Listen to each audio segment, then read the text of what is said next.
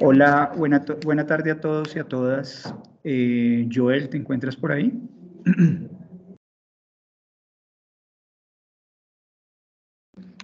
Está ahí, pero no sabemos.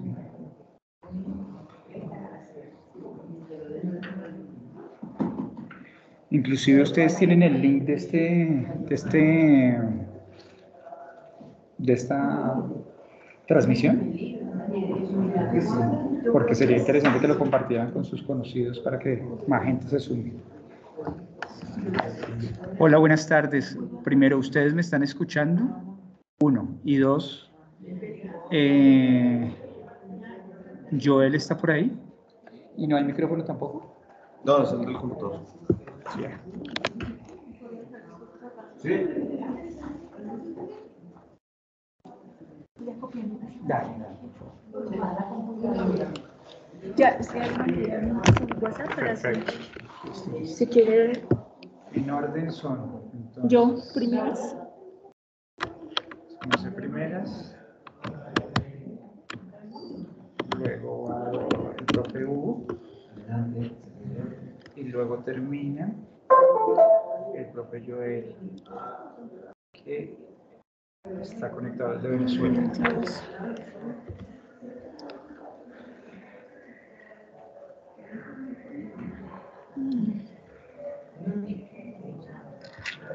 Le había hecho unos ajustes, pero copiemos esta porque si no.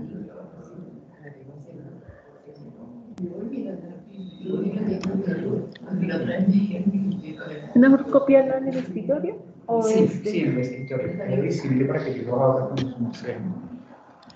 Dios. Es que yo soy un medio bamotra. Lo voy a poner al escritorio. Ustedes sean mi espejo un segundo, estoy muy despreocupado. ¿Sí? Ah, bueno, eso es mejor aún.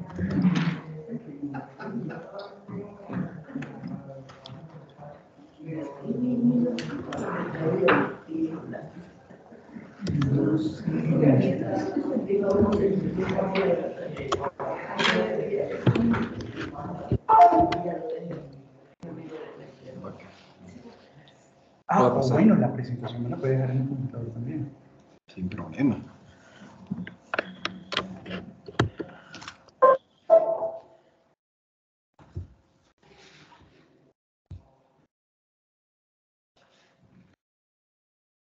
En el escritorio. Perfecto.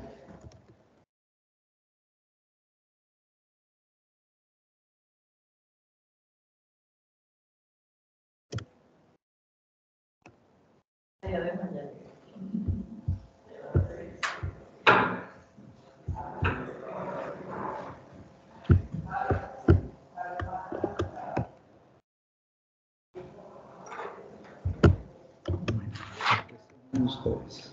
Ajá. No, que es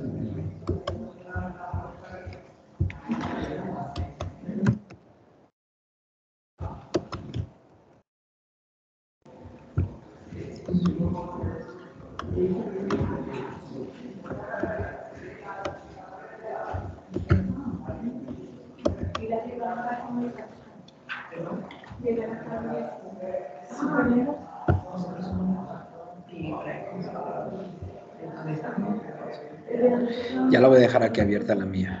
mucho mejor.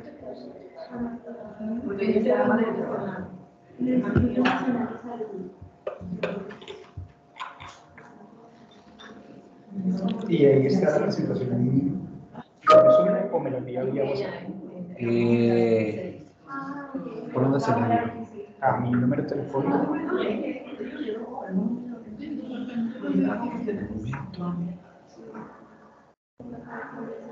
Ok, ¿cuál es la edad internacional? Creo que es 57, Colombia 57, ¿cierto? 57. 57, 320, 257, 257 6654. 6654. En un momento. Perfecto. Profe, ¿será que sí me están escuchando? ¿Alguno o alguna me puede indicar, porfa, si me están escuchando?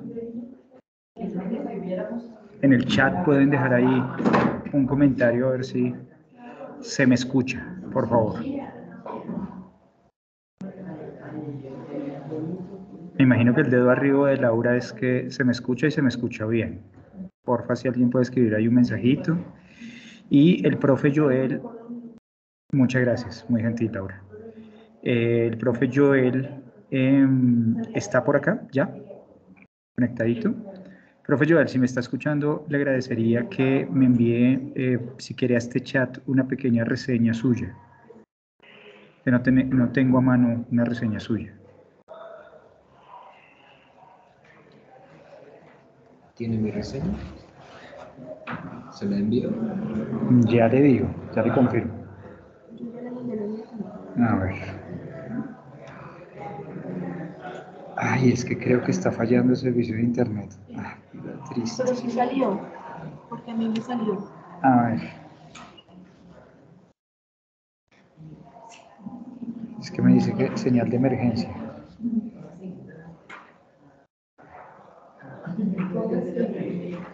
Ya ni siquiera coge.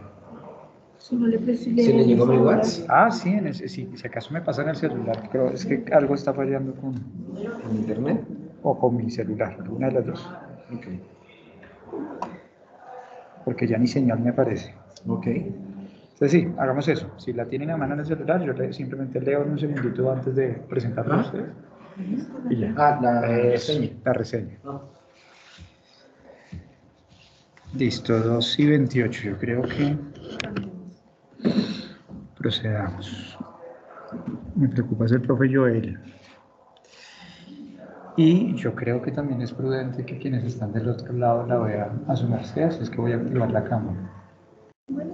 ¿Le parece? Su merced se va a hacer allá, ¿cierto? Pues creo que voy a Sí. pasar las diapositivas en vez de... No, yo le ayudo con eso. ¿Sí? Usted me va diciendo, yo voy pasando las diapositivas y... Ah, bueno, mentiras. No, video no puedo activar Yo porque creo si no... que usted acabó ayer y yo puedo... ¿Sí? Bueno, sí, yo puedo... No nos compliquemos sin video, solo el audio. Lo importante es que se escuche bien. ¿Esto hasta dónde llegará? A ver, hagamos la prueba. Porque la otra es que yo me haga acá. Me hago acá. Igual ellos quieren que tengan buen sonido. Sí, igual porque mejora el sonido si lo ponemos en ese.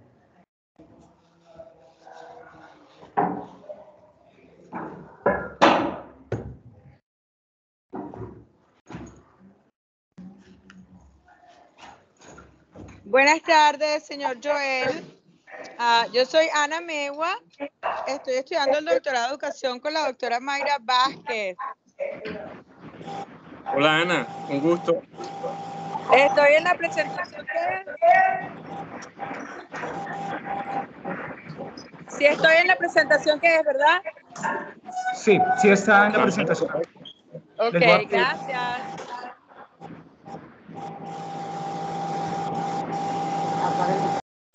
Les voy a pedir que porfa apaguen sus micrófonos. Profe Joel, muy buenas tardes. Muy buena tarde. Hay un asunto, hay un ruidito ahí un poco extraño. Sí, tengo un taller al lado de mi casa y tengo unos pintores trabajando en el taller. Ya. Profe, ¿me puede por favor al chat de esta comunicación enviar por favor su reseña? Ok, gracias. Gracias. Bueno. Para todos y para todas, muy buenas tardes. Buenas tardes. Tercer y último día del cuarto Congreso Internacional de Ética, Ciencia y Educación. El espacio al cual estamos convocados hoy es un espacio que va a tener 3 ponentes, 2 de ellos de manera presencial en el espacio de la universidad, y uno de ellos desde Venezuela conectado, que precisamente es el profe Joel. Les vamos a agradecer a quienes están conectados vía internet, por favor que mantengan sus micrófonos silenciados. Vamos a darnos la oportunidad de escuchar, creo que lo prudente es que escuchemos de chorro las 3 intervenciones y al final tengamos un espacio de retroalimentación con quienes están conectados y quienes están en la sala. En ese orden, vamos a arrancar con la profesora María Luz Junturiz Albarracín. del Instituto Nacional de Salud, quien nos va a compartir su trabajo académico alrededor de consideraciones éticas en biobancos con fines de investigación biomédica. La profesora es bióloga, especialista en gerencia de salud y doctora en biotecnología de la Universidad Nacional de Colombia. Ella cuenta con más de 20 años en investigación en salud y biomedicina, que incluye el estudio de enfermedades crónicas no transmitibles como el cáncer, enfermedades cardiovasculares, diabetes y el abordaje de algunas enfermedades transmitibles empleando herramientas de biología molecular, biología celular y biotecnología. Entonces invitamos, profe, porfa, que tome asiento mientras yo voy compartiendo con quienes están del otro lado y quienes están acá su presentación. Es este, ¿cierto? Sí. Listo, hay que compartir. No, debe ser 9 claves. Ah, este. Listo, perfecto. Y vamos a compartirla con quienes están del otro lado.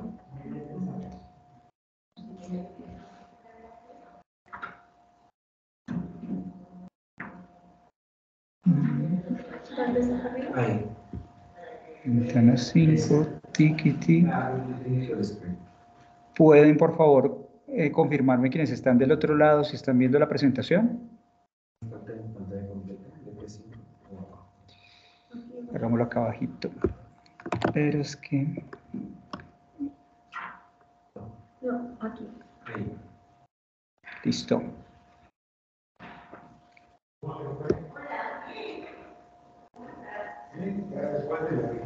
Porfa, me confirman si están viendo la presentación. ¿Alguien en el chat puede ser? ¿Sí? Sí, señor. Gracias, muy gentil. Profe, el auditorio. Ok. Entonces, ¿Quiere ir manejándolo con este? yo la puedo ver mejor desde aquí. Perfecto. Gracias. Bueno, entonces, ya como nos indicó el profesor Estrada, vamos a hablar un ratico de consideraciones éticas en biobancos. Entonces, como antecedente, sabemos que la investigación biomédica en ciencias de la salud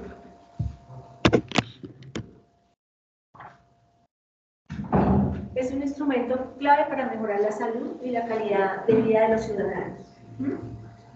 Actualmente sabemos que los avances de la investigación biomédica, y como lo vimos en la época de la pandemia con COVID, ¿cierto?, se ha incrementado la necesidad de colectar y utilizar un gran número de muestras biológicas. ¿Qué es la investigación biomédica? Aquí simplemente les traje 3 definiciones. La más sencilla es aquella rama de la investigación científica destinada a obtener conocimientos y proponer soluciones a problemas de salud de las personas y de la población. Otra definición nos dice que la investigación biomédica y en ciencias de la salud es un instrumento clave para mejorar la calidad y la expectativa de vida de los ciudadanos y para aumentar su bienestar. Y la última, la más completa, es aquella rama de la investigación científica que se enfoca en recopilar información que sirva para proponer soluciones a problemas en el ámbito de la salud, y para ello, entonces, es preciso contar con la participación de personas, la participación humana, como sujetos de observación para los diferentes estudios en las diferentes ramas del conocimiento científico. Y esta, además, se clasifica en investigación básica, aplicada, translacional y epidemiológica. Entonces vamos rápidamente a recordar qué son las muestras biológicas. Las muestras biológicas son entonces materiales de origen biológico que se recolectan y utilizan para realizar diferentes análisis, investigaciones, diagnósticos en diferentes campos científicos y médicos. Estas muestras biológicas entonces pueden ser de origen vegetal, de origen animal o de origen humano. Y ellas a su vez pueden ser obtenidas a partir de organismos completos o parte de ellas y tener derivados de esas muestras originales. Por su parte, las colecciones biológicas entonces son conjuntos de estas mismas muestras biológicas que les menciono, que se organizan para proveer una información más robusta, ¿cierto?, acerca de su procedencia, su identificación, su colecta, etc. Rápidamente entonces les muestro aquí este diagrama en donde tenemos los biobancos de investigación que pueden ser enfocados, pueden ser, estar divididos en aquellos que se dirigen a estudiar la salud pública. Esta salud pública, entonces, ¿qué quiere decir? Son aquellas muestras que se colectan para, por ejemplo, hacer un diagnóstico general en una época de pandemia, epidemia, brote, etc. En cambio, aquellos biobancos de investigación que son para medicina personalizada son aquellos que, como su nombre lo dice, están las muestras colectadas para ir a buscar un blanco determinado, a hacer el análisis de una enfermedad en específico, a buscar un blanco terapéutico en pacientes que ya tienen una enfermedad predestinada o anterior. Estos biobancos entonces se dividen básicamente, los de investigación, en biobancos de cribado o selección, ¿cierto? Y los biobancos de medicina personalizada pueden ser de investigación epidemiológica poblacional o aquellos que tienen un tratamiento personalizado. ¿Qué quiere decir eso? Por ejemplo, tenemos un grupo de personas que ya tienen un cáncer, entonces específicamente se colectan muestras de esas personas que ya se sabe que tienen cáncer y de sus familiares para poder hacer esa colecta. Entonces, si se derivan de investigación epidemiológica o de tratamiento personalizado, conocemos que son biobancos poblacionales o biobancos de enfermedades, respectivamente. Pero también hay biobancos de docencia, que normalmente se implementan o se constituyen ¿con qué? Con remanentes de muestras que se han obtenido en cualquiera de los otros tipos de bancos o en investigaciones específicas. Y los biobancos de ciencias forenses, pues como su nombre lo dice, son aquellos en donde se colectan muestras que vienen de personas fallecidas, cadáveres completos o partes de hechos. Rápidamente, entonces, la evolución de los biobancos, hacia los años 80, que empezó a hablar no de biobancos, sino de biorepositorios.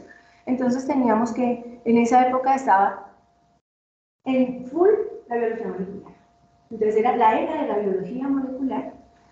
El desafío en ese momento para estos biorepositorios era aumentar los acervos, aumentar la cantidad de muestras biológicas. Y el enfoque de la calidad solamente era hacer manejo y procesamiento como un proceso rutinario. Ya para la década del 2000, ya entramos a la era de las únicas. Entonces, el desafío es mejorar la calidad de las muestras. Empezamos a hacer a elaborar procedimientos operativos estandarizados, procedimientos armonizados, ¿cierto?, para poder manejar esas muestras. Y entonces el enfoque de calidad era hacer documentación en que los desvíos fueran mínimos, poder detectar los errores para poder utilizar esas muestras. Y de los años más o menos del 2015, que tuvimos epidemia por chikungunya, después por Zika, después entramos al COVID, entonces entramos en la era de colaboración global, entre comillas, en donde el desafío es tener estandarizadas las muestras y los datos. Fíjense que ahí ya hablamos, es más importante a veces tener un dato bien tomado que la misma muestra. Y el enfoque de la calidad es la evaluación externa. Entonces definamos, como esta charla es solamente para biobancos en investigación biomédica, ¿qué es? ¿Cómo se define? Son aquellos establecimientos públicos o privados muy importantes sin ánimo de lucro, que acogen una o varias colecciones de muestras biológicas de origen humano con fines de investigación organizados como una unidad técnica con criterios de calidad, orden y destino, independientemente de la finalidad para la que se construyen las muestras. O sea, independientemente que sea solo para un proyecto de investigación, o para un diagnóstico, o para si es para un biobanco personalizado o no. Entonces, muy importante para cualquier biobanco es que la particularidad es que se manejan recursos provenientes de seres humanos, ¿cierto? Y por lo tanto, las muestras están asociadas a datos personales o clínicos, aquí empezamos a hablar de la ética, que deben ser protegidos. La misión de los biobancos, ¿cuál es? Almacenar las muestras biológicas y datos asociados, garantizando su calidad, la calidad de las muestras y del dato recogido, los derechos e intereses de las personas donantes o sujetos fuentes, velando por la distribución en proyectos con valor científico y social. Esa distribución tiene que ser equitativa y que redunden en beneficio para la salud de la población. ¿Cuáles son los puntos claves que tenemos que tener en la implementación de un biobanco? Entonces, primero, el ámbito de aplicación puede ser un biobanco con fines de investigación biomédica, como se los mencioné, o con fines asistenciales, diagnóstico, lo que sea. El alcance es que cualquier colección, sea pública o privada, pequeña o grande, poblacional o derivada de un proyecto de investigación, de un PROTE o de cualquier otro estudio, puede estar albergada bajo un establecimiento como un biobanco. Siempre es sin fines de lucro. Sin fines de lucro porque la muestra ni el dato asociado tiene un valor ni el que es custodio de la muestra lo puede cobrar. Pero los biobancos o las personas custodias sí tienen la obligación desde sus instituciones generar un plan de costos en donde se puedan cobrar esos costos conexos del mantenimiento, del transporte, de la cesión, etcétera, etcétera. Y el custodio o guardián, ya no se usa mucho la palabra guardián, pero el custodio es aquel responsable de la calidad de los materiales y datos y de que garantice el respeto de los derechos de los donantes y de la comunidad que dona sus muestras para proyectos de investigación. Entonces, para el establecimiento de biobanco se deben tener varias como connotaciones. La primera, siempre debe haber una normatividad ética o regulatoria. En este no me voy a detener mucho, pero para poner en contexto tenemos visitantes de Ecuador y de México, por allí, o de Venezuela. Les voy a contar rápidamente que en Colombia, en enero de este año, finalmente se logró la ley 2287-2023, por la cual se establecen los lineamientos para generar o crear el Sistema Nacional de Biobancos en Colombia. Regular su normatividad y su funcionamiento. Cómo crear la Red Nacional de Biobancos en Colombia. Esa es una buena oportunidad para nosotros para impulsar la investigación biomédica internacional en el país. Entonces, además de esas normas éticas y regulatorias que deben estar establecidas en todos los biobancos, también tenemos que siempre estar pendientes de los derechos de los donantes, con la situación individual y particular de cada uno de ellos, protegiendo sus datos, ya sean personales, clínicos, demográficos, genéticos, etc. Lo que es claro es que sin la participación de los individuos no hay forma de establecer ningún biorepositorio, ninguna colección de muestras y mucho menos un biobanco. Entonces, básicamente, rápidamente, lo que se quiso hacer a través de un proyecto de investigación y de otros estudios que hemos llevado a cabo hace rato, es empezar a revisar aquellas como premisas. Es importante que sepamos que la colecta de ese material biológico humano y de información asociada, ¿cierto? Tiene que no solamente del ámbito del que dona la muestra, sino que también están involucrados otros actores, como los investigadores, ¿cierto? Los que manejan todas las muestras, los que manejan los datos, todos los investigadores, los grupos de investigación, el Sistema Nacional de Ciencia, Tecnología e Innovación, pero además la sociedad en general. Y que siempre se tiene que saber que los intereses de los investigadores nunca pueden sobrepasar los intereses del sujeto fuente. Por su afán de sobresalir, miren lo que pasó en pandemia, entonces un grupo de personas tenía todas las muestras y eran los que sacaban papers todos los días con las diferentes cepas, y eso no puede pasar. Un biobanco es un establecimiento para servir a la sociedad, al donante y tratar de mejorar la salud pública, no para hacerse famoso como persona ni como investigador. Entonces, eso no lo voy a ahondar, pero para que sepan, las actividades del biobanco son básicamente la recolecta de la muestra, el transporte, el procesamiento, la estabilización, el almacenamiento y la cesión para estudios futuros. En cada uno de ellos, entonces, hay diferentes prácticas, actividades, procedimientos que fortalecen esa fiabilidad de un biobanco. Entonces, en la recolección de muestras, independientemente del procedimiento de saber si es una muestra de sangre, que tuvo tomo, cómo me acerco al paciente, lo que tenemos que tener más pendiente es cómo tomamos el procedimiento, el consentimiento informado. El consentimiento informado no puede ser simplemente el procedimiento en que yo me acerco a un donante con mi necesidad como investigador y rápidamente hacer que firme. Este es un espacio, el consentimiento informado debe ser toda una actividad en que yo le dedico tiempo, esfuerzo, dedicación al sujeto fuente, le explico en detalle qué se necesita, para qué, por qué, cuáles son sus beneficios, cuáles son sus riesgos, y le doy la oportunidad de que él entienda y tome decisiones al respecto. El almacenamiento de la muestra, entonces, para todos, no solo el almacenamiento, sino todos esos procesos que les mencioné, debe un biobanco tener un sistema de gobernanza, ahorita lo tocamos más adelante, en donde efectivamente haya siempre resguardo de privacidad y confidencialidad de las muestras y datos asociados, y además que siempre esté la calidad de las muestras por encima de cualquier otro procedimiento. En investigaciones futuras está muy ligado a la recolección de muestras en el consentimiento informado, ahora lo vemos rápidamente, y en el intercambio de la muestra, siempre cualquier biobanco debe estar adscrito a un comité científico y de ética, que dé unas pautas para poder hacer investigación con muestras biológicas obtenidas de donantes en ciertas circunstancias. Entonces siempre tenemos que tener un comité de ética y además documentos asociados como acuerdos de transferencia de material biológico. Este es un acuerdo de transferencia de material biológico. Esta es una parte de nuestra ley, la nueva ley 2287, en donde nos dice que el acuerdo de transferencia de material es un compromiso adquirido entre las personas naturales o jurídicas, proveedoras y receptoras de las muestras biológicas y de la información asociada, que busca regular el intercambio y garantizar el cumplimiento de los derechos y deberes adquiridos entre las personas que donan y las que reciben.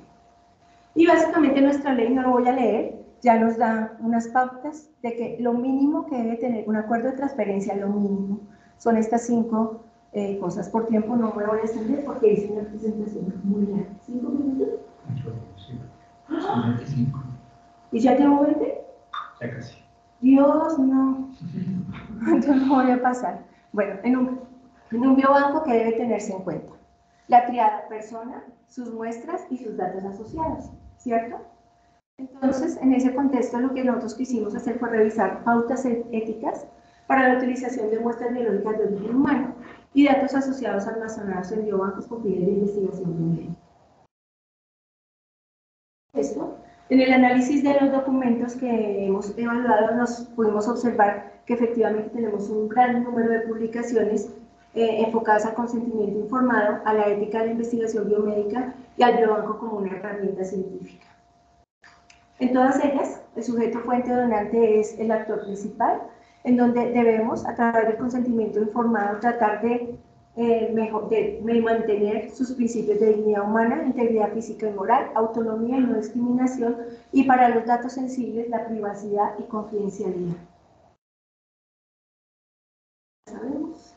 En cuanto a los consentimientos, entonces, la literatura nacional e internacional indica que es muy difícil decir que un consentimiento específico sea el más adecuado para manejar un biobanco. ¿Por qué? Porque ese consentimiento específico lo único que le va a permitir es utilizar las muestras y los datos asociados para un proyecto de investigación en concreto y no para investigaciones futuras. Entonces, cuando uno quiere establecer un biobanco y una muestra, no puede utilizar un consentimiento informado específico.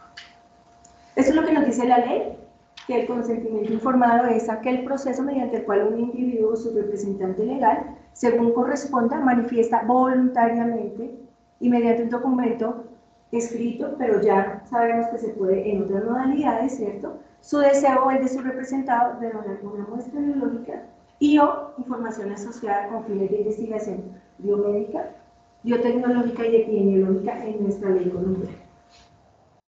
Voy a mencionar, aquí les traía una separación, como una clasificación de los diferentes consentimientos. Hay específico, amplio, general, dinámico y metaconsentimiento, y lo que se recomienda actualmente es que se utilice el consentimiento amplio o un amplio dinámico en el que se permita poder utilizar las muestras que se colectan originalmente en investigaciones futuras que sean relacionadas con la original, ¿cierto? Y no toque estar recontactando al donante que las dio originalmente. Sin embargo, hay unas consideraciones éticas muy importantes allí. En nuestra ley hay 12, estas 12 que ven aquí son 12 compromisos que debe tener como mínimo un consentimiento informado. Les invito, la ley está pública, la pueden descargar y pueden revisar más a fondo cada una de ellas. Lo que sí es importante, y se los mencionaba, es que tengamos en cuenta la persona que está a cargo de muestras biológicas de investigaciones en el ámbito biomédico, es que la idea de obtener una muestra no es tratar de ir a confirmar un documento de la carrera, sino que es tener a personas formadas, a profesionales formadas en cualquier ámbito, en cualquier área del conocimiento, bien formadas, que puedan acceder a los donantes de manera correcta y les expliquen sus deberes y derechos. Entonces, con respecto a ese consentimiento, tenemos que irnos a estos 10 derechos generales de los pacientes y o sujetos fuentes.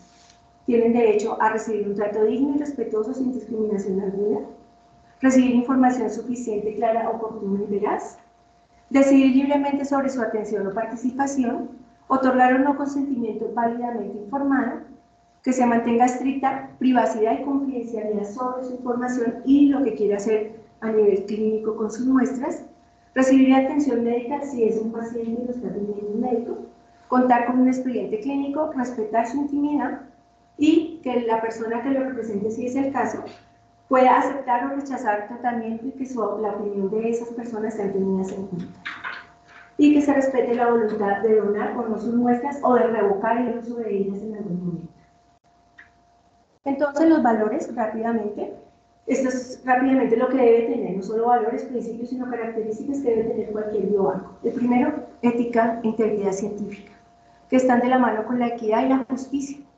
Por otra parte, debe tener una gestión eficaz y transparente, que está de la mano con la calidad integral, con búsqueda de la excelencia, con liderazgo y con el espíritu de servicio, pero que adicionalmente cuente con profesionales calificados.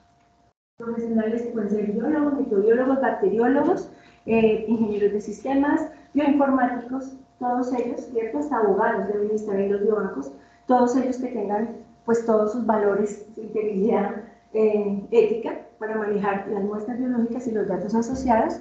Entonces, valorar esa capacidad técnica, el reconocimiento profesional y que haya una colaboración básica clínica y multidisciplinaria. Eso es muy importante. Y adicionalmente, para generar confianza en la sociedad y que crean en los biobancos como una herramienta para mejorar la investigación biomédica por la difusión de las actividades que se realizan a través de esos biobancos. Entonces, ya como vemos hasta acá, yo les mencionaba que todos los biobancos tienen que estar adscritos a un comité de ética. Y ya sabemos todas las funciones que tenemos que hacer desde los comités de ética. Pero en el contexto de biobancos, específicamente, estas 4 son obligatorias. ¿Cuáles? Tomar y evaluar críticamente y rigurosamente los consentimientos informados que se están analizando a un proyecto de investigación que va a colectar muestras biológicas humanas. Y los usos futuros que le van a dar esas muestras biológicas que se colectaron. Lo otro, evaluar los proyectos de investigación que soliciten usar esas muestras biológicas humanas. Asegurar que el uso propuesto de las muestras, ¿cierto? Cuando se hace el seguimiento de los proyectos, sea el que originalmente se dio en ese proyecto y el consentimiento informado del donante, ¿cierto? Si no es así, tener la posibilidad o la potestad de decir, separa la investigación, no se puede usar porque usted está legalmente violando un acuerdo bajo un consentimiento informado o un acuerdo de transferencia de material. Y el acuerdo de transferencia que se respete todos los términos al pie de la letra. Lo que dijo el donante, si el donante dijo, mis muestras solo van a ser para este proyecto de investigación y estos 2 proyectos asociados. Cuando se terminen esas investigaciones, no quiero ser partícipe, se deben anonimizar los datos y destruir los remanentes de la muestra de ese paciente. Eso tiene unas implicaciones legales si no se cumple a cabalidad. ¿Y cuáles son los desafíos? Acá les pongo 3 como ejemplo, pero hay muchos. Cómo recolectar, almacenar e intercambiar las muestras y datos de manera ética para promocionar investigaciones valiosas para nuestra población, sin que haya intereses particulares que sobrepasen la persona, el sujeto fuente, y además cómo tener una gestión transparente para ganar la confianza de la comunidad. Entonces, básicamente lo que tenemos que hacer es manejar un consentimiento informado, específico, justo, que no sobrepase ninguno de los principios que ya les mencioné. La protección de datos, aquí en Colombia tenemos la ley de datos y la ley de protección de datos personales, entonces tenemos que cumplir con ellas. El intercambio de muestras de datos siempre tiene que tener los reconocimientos específicos, ¿cierto? Decirle por propiedad intelectual, tal persona me ayudaron, están en los papers, en las cosas. Si adicionalmente, por ejemplo, se utilizaron para algún desarrollo farmacológico o terapéutico, tienen que mencionar de dónde provinieron esas muestras y dar el reconocimiento exacto. También, esto es muy importante, los hallazgos no solicitados, a pesar de que, por ejemplo, yo soy donante y tengo una enfermedad grave, por ejemplo, un VIH, y al analizar las muestras o las de mis familiares, veo que estoy en riesgo, ¿cierto?, de obtener, o sea, con estas muestras y con el diagnóstico me di cuenta que esa persona tiene VIH, pero esa persona dijo que no quería que la contactara. Pero como su vida está en riesgo, yo tengo la obligación de acercarme al comité de ética, que me avaló el proyecto de investigación, o está albergando ese biobanco, de decirle, hay esta situación y requerimos que usted contacte a este donante para que se ponga tratamiento y su calidad de vida mejore, o no empeore.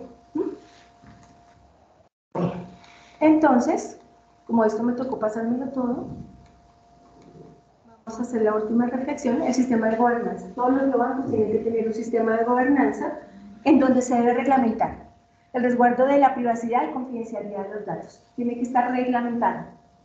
El adecuado manejo de los consentimientos informados, entonces los formatos, cómo se van a manejar y en qué contexto.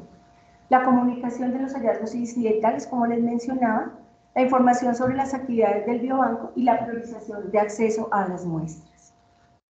Y para terminar, entonces se reconoce que actualmente las muestras biológicas se constituyen en un tesoro para el avance de la ciencia e investigación biomédica a nivel mundial, y que al incorporarlas en un biobanco debe existir el compromiso y responsabilidad para su gestión, estandarización, automatización, procesamiento, registro, conservación, trazabilidad y de la información no solo de las muestras, sino de la información asociada.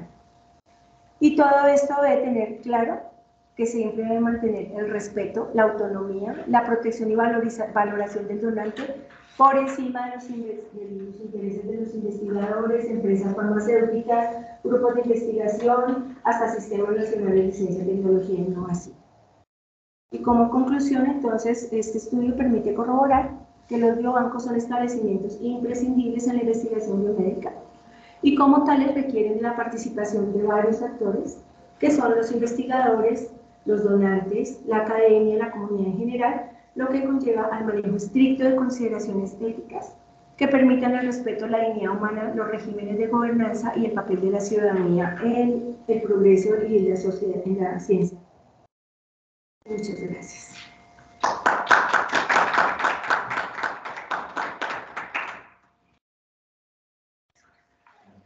A la profe y bióloga Mariluz, muchísimas gracias. Continuamos entonces, vamos a pedirles a quienes están conectados y a ustedes que están presentes que sus consideraciones y preguntas las dejemos para un último momento posterior a las 3 ponencias. Invitamos entonces a el profe Hugo Rodríguez Reséndiz de México, la Universidad Autónoma de Querétaro. Vuelvo a hacer la pregunta técnica. ¿Escucharon bien a Mariluz, quienes están del otro lado?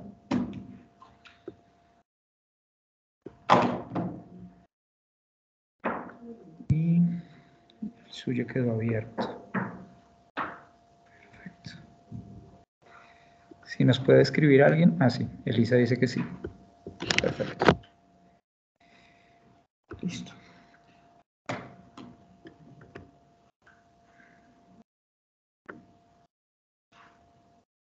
Yo la puedo manejar. Listo. Permítame, lo presento y de una arrancamos. ¿Qué pasó acá? Si quiere una persona que me presente usted y ya. Perfecto. Entonces, el profesor Hugo Rodríguez Reséndiz nació en Querétaro, México. Tiene estudio en humanidades con enfoque en educación, filosofía de la ciencia, ética, bioética y lenguaje. Él ha colaborado en proyectos de innovación y desarrollo tecnológico, transferencia de tecnología y gestión del conocimiento. Además, ha participado en la implementación y evaluación de proyectos productivos y educativos, Ha trabajado en organizaciones de la sociedad civil, proyectos de desarrollo comunitario en particular. Ha sido consultor de gobiernos municipales, estatales y federales en México. Se ha desempeñado en cargos directivos en el sector productivo, así como en instituciones de educación. Ha recibido formación en diferentes instituciones de los países, en países de América Latina y en España. Las líneas de investigación en las que particularmente se ha concentrado su trabajo son ética de la inteligencia artificial, gestión del conocimiento, transferencia de tecnologías, ética de las investigaciones científicas, diplomacia científica, etc. Ha participado además de proyectos de formación de talento universitario y gestión de conocimiento en colaboración con diferentes instituciones, empresas y demás. En la Universidad Autónoma de Querétaro fue coordinador del posgrado de la especialidad en ética de las investigaciones. Es profesor investigador en la Facultad de Ingeniería, es director de educación colaborativa. Ha sido distinguido en la participación deliberativa en comités de ética en instituciones nacionales e internacionales. Ha sido invitado como orador y consultor en instituciones nacionales e internacionales públicas y privadas en materia de gestión del conocimiento, inteligencia artificial, educación colaborativa y ética. Profesor, el auditorio es suyo. Muchas gracias. Porfa, algo pasó acá. Y si quiere... A ver. Es que es abajo. Es que es aquí. Ajá. Y aquí puede seleccionar. Listo. Y aquí nos vamos Se a esta fue. parte. Otro clic. Listo. Estupendo. Muchas gracias, gracias a todos, a todas. Y me siento un poco extraño. No sé si se puede permitir prender la cámara. Claro. Sí, es que me siento extraño que es posible que no me vean. No sé si ahorita ya me veo, ¿sí? Ahí nos vemos bien. Aunque sea de ladito, ¿no? Y les voy a pedir de favor quien tenga bien encender su cámara para estar como interactuando un poquito y así me voy a voltear así como para mitad y mitad. Estar los que están del otro lado para sentirnos un poquito humanos en el sentido, porque hoy venimos a platicar de un tema pues que es de interés general y está causando mucha controversia, ¿no? El tema de la inteligencia artificial. Primero que nada quiero agradecer al equipo que ha organizado este congreso maravilloso. Hemos tenido reflexiones muy importantes en estos días. Y pues nada, ¿no? Agradecer toda esta parte y agradecer también al país de Colombia que me ha tratado de maravilla. No tengo nada que decir más que muchas gracias. He conocido gente muy buena, muy linda y pues aquí estamos, ¿no? Quisiera primero, como para ir contextualizando, saber quiénes somos, para saber cómo tengo que dirigir mi discurso y también ir como interactuando un poquito con ustedes. También con los que están acá de vía remota, me gustaría saber quiénes de ustedes son estudiantes. ¿Quién en este momento es estudiante? Levantando la manita, también lo pueden hacer vía remota, por aquí los estoy leyendo. Ándale, muy bien. Estudiantes. ¿Quiénes son docentes, profesores? Sí, excelente. Muy bien. Tenemos como que, excelente. Ya también vemos manitas. Muy bien. Como para ir visualizando un poquito. ¿De qué carreras tenemos? Vamos a dividirlo por ahora, ¿qué les parece? En una semántica de carreras de ingeniería. ¿Tenemos de ingeniería? Levanten manita por acá, virtual o presencial. ¿No? ¿Humanidades? Levanten manita. ¡Ey! Muy bien. Y ciencias, ¿qué serán? Ciencias naturales, ciencias biológicas. Excelente. ¿Económico-financieras?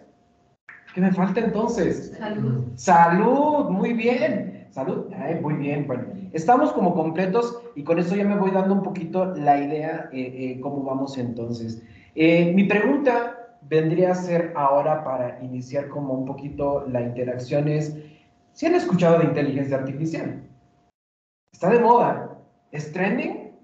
¿Sí? A ver, iniciemos entonces. Hace mucho tiempo se ha creado esta tecnología, pero apenas de reciente fecha, digamos del año 2020, con una cosa que se llama ChatGPT, ingeniería artificial generativa, ha causado como todavía más revuelo, ¿no? Antes ya existía, ya teníamos TeamZoom, que utiliza mucho de este sistema, pero no teníamos como tan claro esta forma invasiva que teníamos en nuestras vidas. Entonces, justamente lo que venimos a hablar hoy es delimitar este tema de la inteligencia artificial. Ay, me estoy confundiéndoles por acá con esto.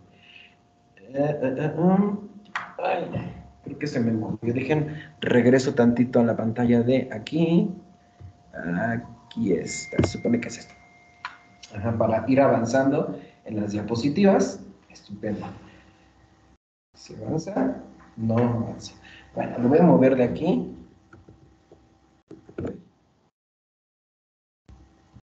¿Qué está pasando? Ahí está. Que sí. No se está viendo, ¿verdad? Algo está pasando, me está jugando.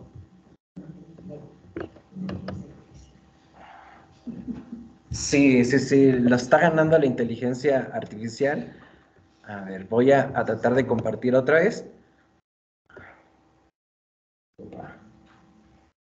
Ajá. A ver, más bien voy a hacer lo siguiente. A ver. Voy a compartir. Ya mismo. Intentamos un último intento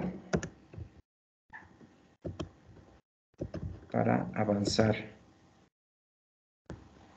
Ahí está. Me parece que ya, ¿no? Genial. Es para regresar para acá y para tener como algo muy puntual. Por acá. Listo.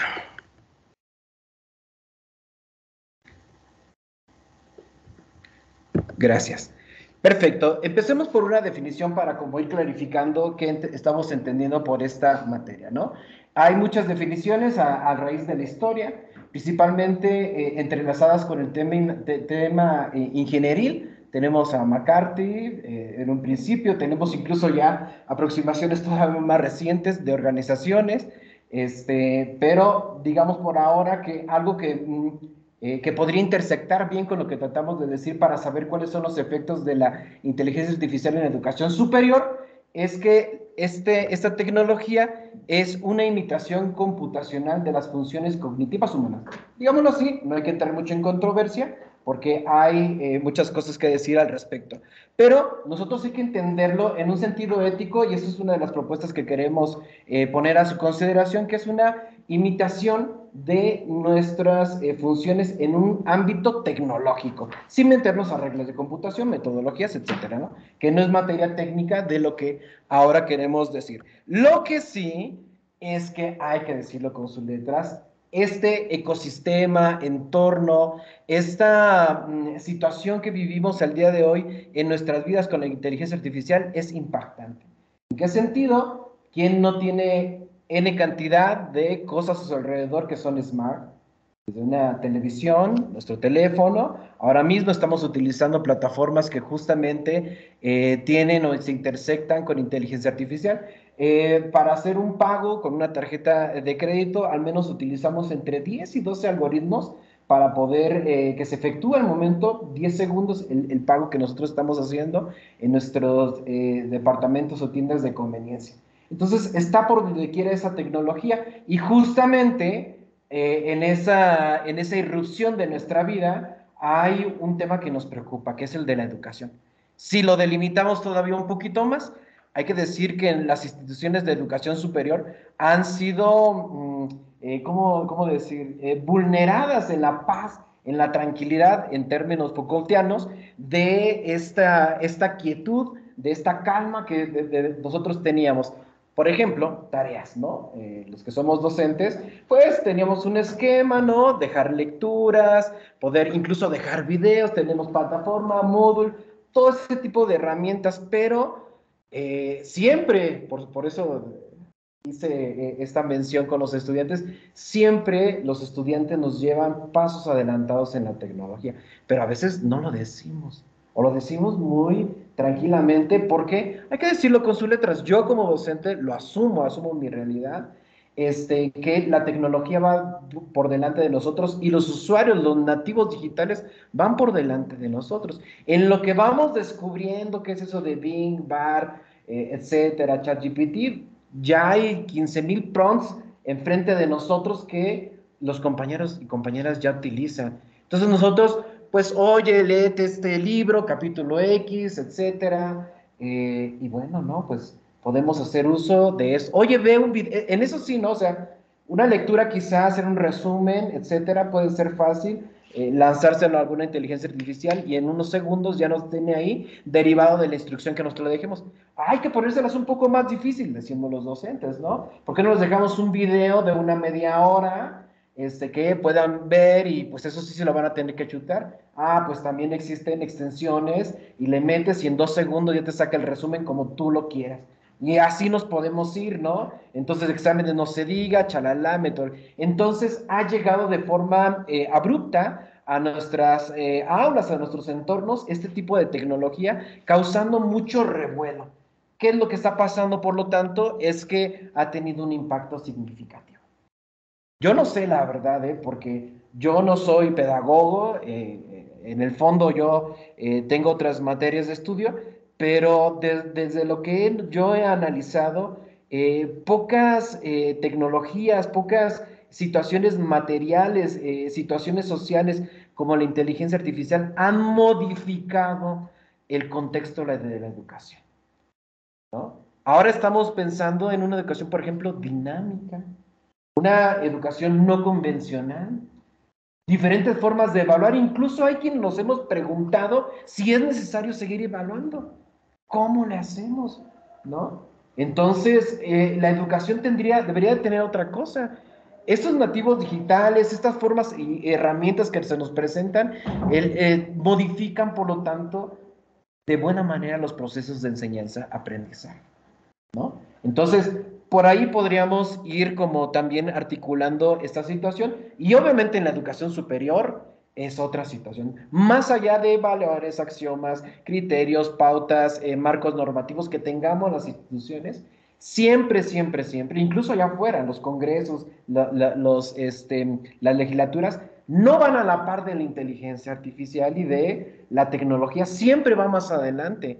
Llega primero la tecnología al mundo cotidiano, al comercio, y luego ya estamos a ver cuándo nos reunimos la Comisión de Educación para poder discutir cuáles serían los pautas, para cómo reunirnos los profesores y actualizarnos y saber cuáles son esas tecnologías. Y yo también hacer una presentación de PowerPoint en 5 segundos. Estaría súper bien. Pero eso, lo que nosotros aprendemos ya, los chicos y otras tecnologías nos llevan más tiempo por delante. Entonces, se abren ciertos nichos en la educación superior que es necesario ponernos a reflexionar. Lo que estamos, por lo tanto, tratando de ahorita justamente hacer es enmarcar esa tecnología en un campo muy específico que es la educación superior y algunos de los problemas y dilemas en el contexto ético que esto nos trae, porque es muy, muy importante. Bueno, digámoslo así, en dos islas por ahora. Número 1, modifica, transforma, articula un nuevo proceso de enseñanza-aprendizaje. Lo voy a poner rapidísimo como ejemplos, ¿verdad? Número 1, la tutoría virtual. Antes, ¿qué era esto? Pues era encontrarnos con nuestros semejantes, poder escuchar, articular, como institucionalmente se nos decía que tendríamos que darle seguimiento a los estudiantes. Ahora los sistemas a través de inteligencia artificial, con las plataformas hay infinidad ahora, incluso ya hay empresas que se dedican a vender estos sistemas a los institutos, a las organizaciones, donde a través de chatbots, por ejemplo, se le da un seguimiento al estudiante, ¿no? Este historial cargado de experiencias que nosotros hemos ido dejando como docentes en el sistema de tutorías, puede después a través de ciertas técnicas, por ejemplo, aprendizaje automático, empezar a responder a los estudiantes y darles un seguimiento muy puntual, ¿no? Y esto ya es un poquito como extraño o incluso de miedo, ahorita vamos a hablar del temor, pero ya es un poquito extraño y ya está pasando en la realidad. Inglaterra, Estados Unidos, algunas instituciones yo he detectado en México que también ya están haciendo esta parte de tutoría virtual y eso está súper bien, ¿no? Ya no tienes, por ejemplo, que esperar a tu profe docente para, oye, necesito una asesoría. No, te metes en cualquier momento, etcétera, se le da seguimiento, se analiza el historial de tu rendimiento académico, las situaciones, las calificaciones, con qué profes, chalala, ¿no? Y te arroja justamente las respuestas y el seguimiento que uno quiere tener, ¿no? Entonces, para que más o menos vayamos entendiendo. Siguiente ejemplo de esta transformación, las plataformas de aprendizaje. Y no se digan las que son e-learning, donde básicamente pues ya nos han rebasado. Estas situaciones de clases presenciales, yo lo digo con mucho temor, incluso en esta sala, porque sé que hay colegas aquí, es, ¿qué sentido tiene? Perdón, voy a poner así como en la yugular, ¿qué sentido tiene estar hablando de forma presencial si es nada más de transmitir la emoción, el júbilo, la pasión de la pizarra, la presentación?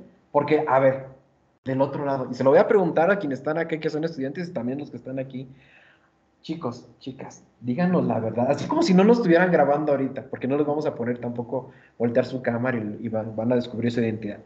Cuando no le entienden a sus profes, cuando le dicen, a ver, ¿todos entendieron? Ah, sí, sí entendimos, ¿no? ¿Qué es lo que pasa? Que nos vamos en secreto, quizá por el pudor o ya no hay tiempo, lo que sea, con nuestras dudas. Y esas dudas, ¿qué es lo que pasa? Pues terminando la clase, si bien nos vamos con el compañero, oh, ayúdame, ¿cómo hacer la derivada, la integral? No le entendí, ah, yo tampoco. Lo primero que hacemos es irnos ¿a dónde? Internet, especialmente al YouTube, algún podcast, ¿les gusta? Y entonces viene un dilema, un paradigma súper interesante, paradigma, por cierto, entendido en un ámbito científico, que es este dinamismo del conocimiento cambia. El conocimiento podría ya no estar en esto está muy medieval, pero en la tutela del docente. Está ahora en un conocimiento digital. Yo creo que si sumamos a todos los expertos magistrales que estuvieron en este congreso, porque ya estamos en la recta final, a todos los docentes de esta universidad y todos juntos puestos en una sala frente al Google, les aseguro que el Google nos gana en conocimiento, y en rapidez, y en agilidad, y en muchas cosas.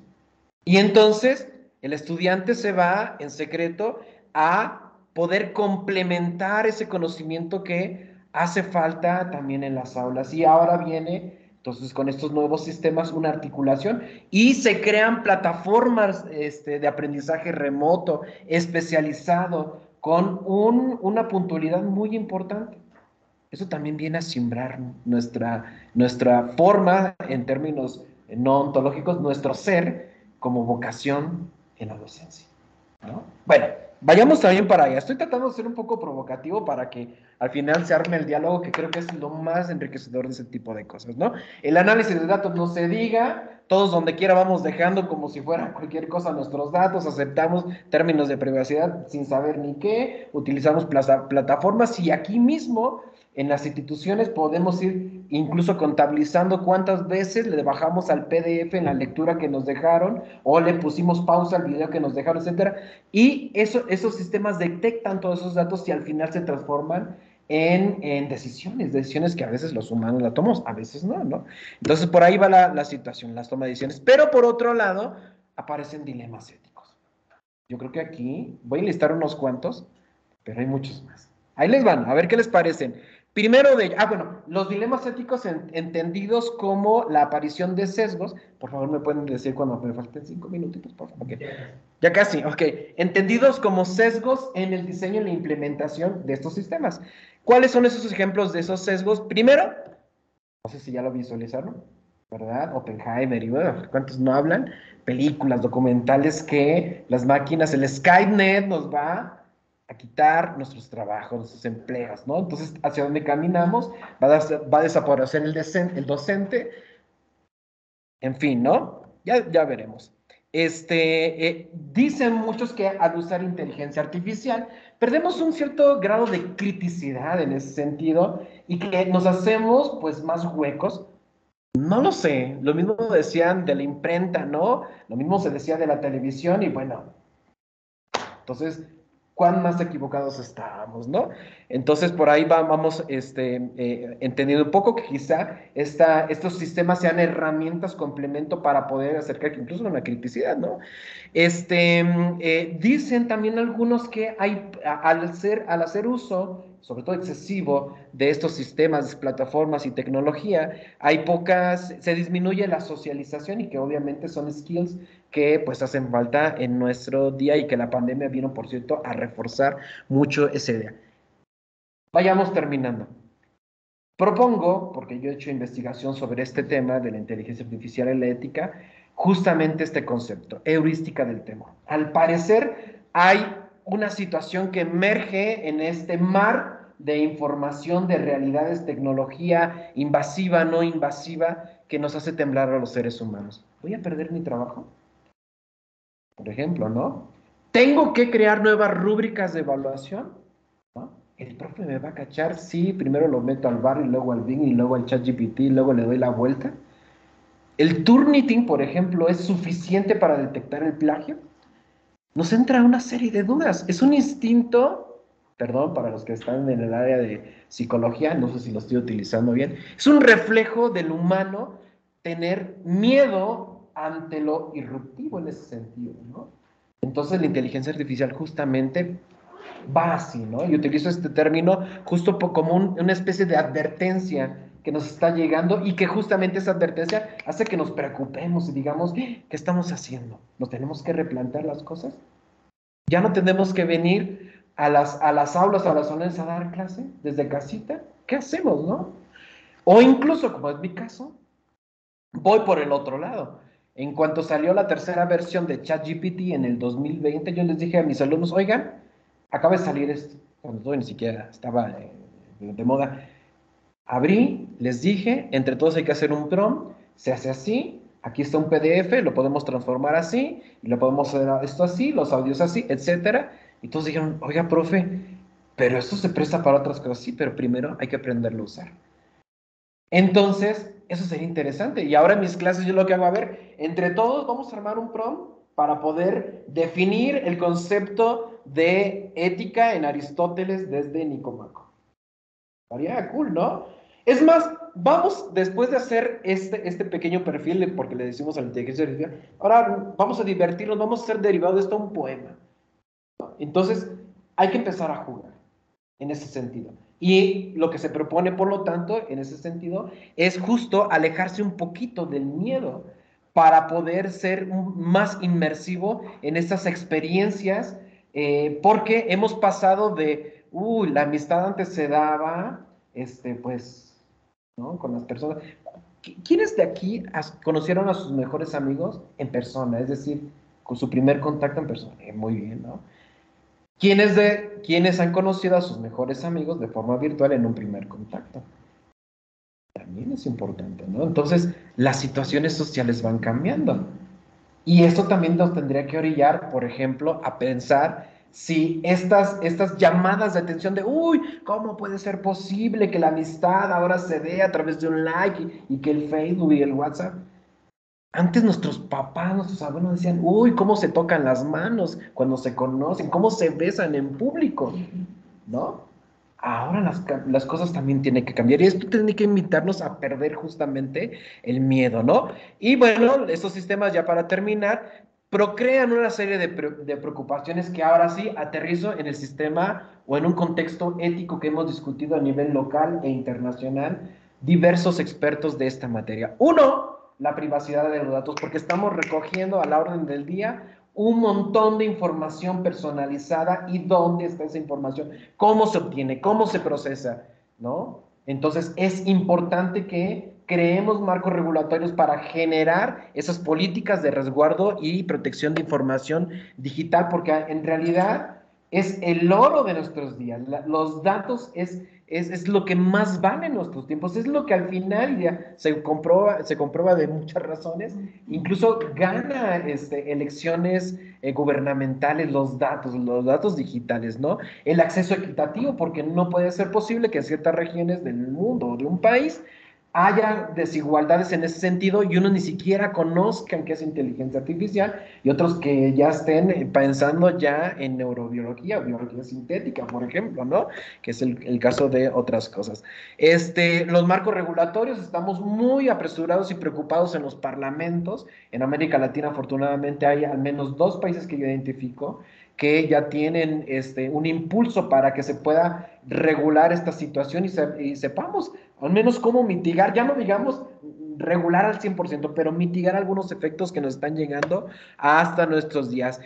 Una inteligencia artificial explicable, esto por lo de las cajas negras, porque sabrá Dios, es un invento del demonio esa cosa, la inteligencia, quién sabe qué pasa, yo nada más le pongo ahí, bueno, aparece algo y no sabemos ni qué pasa. Es una especie de trazabilidad, está mal dicho en términos ingenieriles y de programación, pero la inteligencia artificial explicable es un asunto que deberíamos de poner en las mesas de diálogo para saber cómo esos sistemas a mí me están determinando una situación, ¿no? Desde de que yo le pongo ahí al Google o ¿cómo se llama? Al Uber o lo que sea, y eso, y cómo me da una ruta, por qué, cómo evalúa la situación del costo, etcétera, ¿no? Entonces, finalizo diciendo que debe haber una gobernanza ética y una alfabetización digital. Por supuesto, me quedé corto porque nos falta hablar de los derechos de autor. Nature, hace ya prácticamente un año, nos está diciendo que ya no vale cualquier tema gráfico o de expresión textual que esté pasada, por decirlo así, como dicen los españoles, por inteligencia artificial. Bueno, hasta aquí mi reflexión. Les dejo un código QR. He hecho toda una investigación de posgrado alrededor de esta situación. Los que quieran escanearla, la pueden checar fácilmente para que puedan ir viendo toda una categorización y una situación semántica, genealógica de la ética de la inteligencia artificial, agradeciendo a los asistentes virtuales y presenciales por su atenta escucha. Muchas gracias. Mi contacto, ay, perdón, aquí está, mi contacto.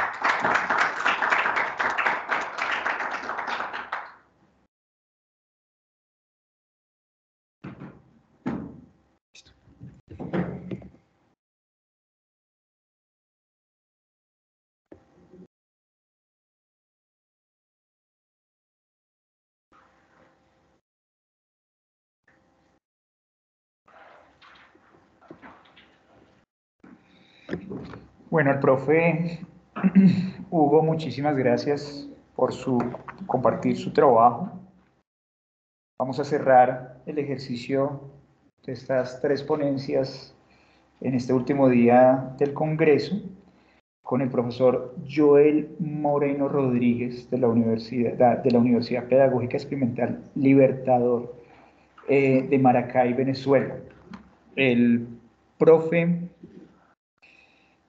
Joel es profesor de biología, magíster en enseñanza de la biología, doctorante en el doctorado de educación de la UPEL, profesor de técnicas de laboratorio y campo aplicadas a botánica y microbiología de la EPL en Maracay, investigador adscrito al núcleo de investigación NIRIBEP, UPEL y PRAEL.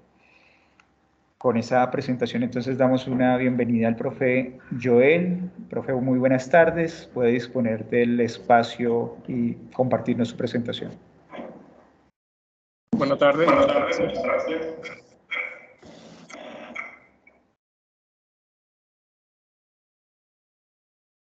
Puede proseguir, profe.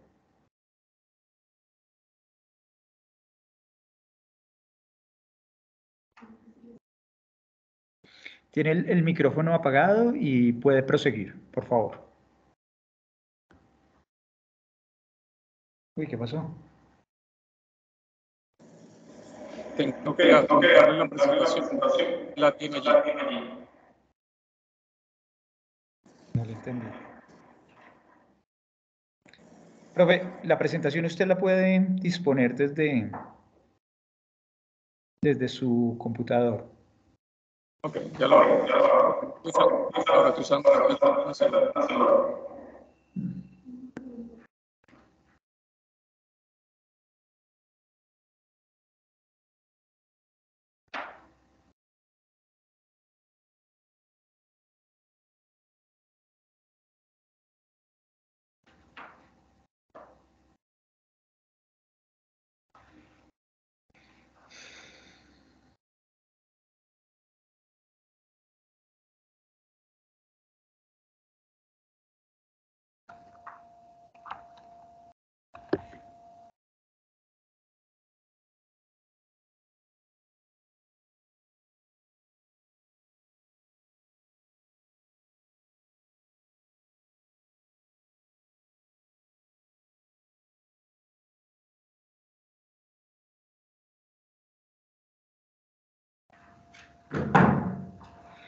Profe Joel, su merced está por ahí. Sí, tratando de compartir la presentación. Puede también enviármela ahí por el chat. Yo intento descargarla acá y presentarla. También podemos hacer eso. Perfecto.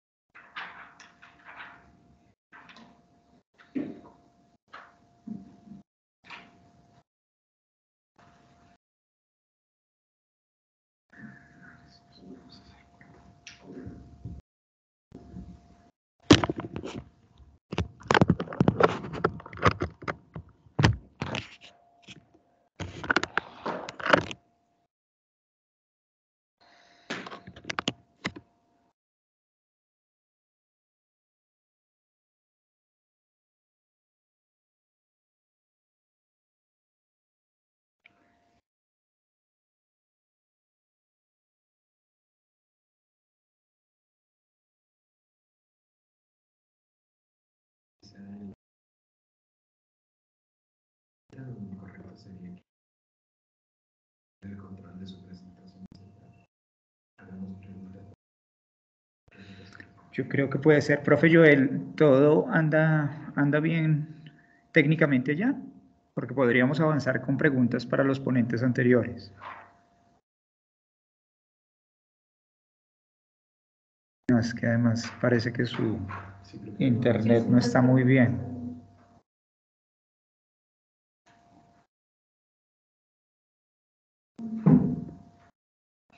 Venga, me perdí acá, profe. Su merced hizo algo que no me permite ver allá. ¿Me ayuda, por favor, profe? Es que no estamos viendo lo mismo. Ah, ok. Sí, con todo gusto. Por favor, muchas gracias. Que se vea de aquí y allá lo mismo. Por favor. Con permiso. Y de paso prendo. Le ponemos control P. No, P y le ponemos en lugar de ampliar, le ponemos duplicar. Listo. Perfecto. Muchas gracias. Y ya. Bueno, no escuchamos al profe Joel. Yo les propongo, pues, que si hay intervenciones de quienes están en la virtualidad, de quienes están de manera presencial. Hola, estimado. ¿Me puede enviar un correo para hacerle llegar la presentación que tengo pendiente con mi teléfono para hacer llegar la presentación? Profe, pero no le entendí muy bien, es que suena entrecortada. Sí, lo que pasa es que cuando estoy hay interferencia. Sí.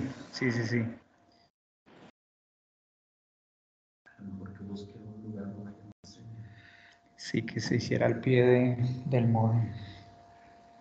Profe, si se puede ubicar cerca al módem de su casa, puede ser una solución para que mejore la calidad de la comunicación. Pero les propongo mientras avanzamos el siglo XXI y sus vicisitudes, que si hay preguntas en relación con la ponencia de las dos ponencias que hemos escuchado, pues este es el momento mientras el profe Joel se vuelve a conectar. Los escuchamos, las escuchamos, si hay alguna intervención que crean importante frente a las dos intervenciones que tuvimos hoy.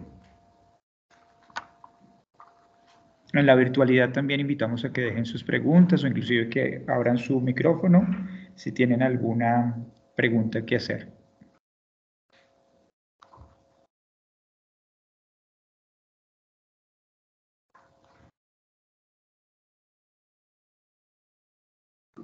Yo tengo una pregunta para el profesor Hugo. A ver. Pues usted que le encanta la inteligencia artificial, Ajá. ¿cómo ve el uso de esta en salud y biomedicina? ¿Qué implicaciones cree que vamos a tener a nivel ético? Ok. Me voy a ir al micrófono para que los... Por favor. para que se escuchen más. Nos preguntan, doctora, recuérdame su nombre. Mariluz, ¿qué implicaciones tiene la inteligencia artificial? Voy a prender la cámara para verlo, porque me siento muy extraño así. ¿Qué implicaciones tiene la inteligencia artificial en el ámbito de la salud? Muchísimo. Muchísimo, y podemos empezar por lo sencillo hasta lo más complejo. Lo más sencillo es programas, por ejemplo, sociales, de vacunación, por ejemplo, ya, cómo se toman las decisiones ahora que, por cierto, fue la pandemia, el confinamiento, etcétera, para decidir no solamente cómo se vacunaban las personas, incluso cómo se realizaba la vacuna, pues con inteligencia artificial. Los avances en el sentido de la prontitud, la rapidez con lo que se hace en este tipo de situaciones es muy abismal. Ahora, si nos vamos todavía a lo más profundo, si nos vamos al tema de la biología sintética y el mejoramiento del humano a través de sistemas invasivos y no invasivos, ya esa es otra cosa. Estamos hablando de transhumanismo, ¿no? ¿Qué es lo que está pasando? ¿Saben qué es el biohacker? ¿Saben qué es? ¿No? Métanlo, ¿no? Googleen, lo que sea. Pero básicamente es poder someter al cuerpo humano con alguna tecnología específica. Tenemos, por lo tanto, trajes que tienen sensores, tienen sensado de actividad de nuestro cuerpo. Es lo más sencillo. Ahorita quien tiene un smartwatch está también mandando, ¿no es? Ah, me equivoqué, sorry. Pero bueno, hay diversos artículos en este momento y en esta sala que están jalando datos. Ajá, y que todo eso se puede interactuar y se puede entrelazar con el tema de la salud. ¿Qué pasaría si, por ejemplo, en el pulsera del smartwatch, esa base de datos, no sé, de 5, 7 o 10 años o 20, se relaciona con la base de datos de mi médico de cabecera, ¿no? Que lleva 5 o 7 años metiendo en la computadora cuáles han sido mis estados, cuando tuve presión alta, en qué momento, etcétera, cuando caminé, por ejemplo, ¿no? Y luego lo relacionamos con otra base de datos de el gobierno, ¿no? ¿Cómo se va a aplicar la siguiente vacuna para una futura pandemia, etcétera?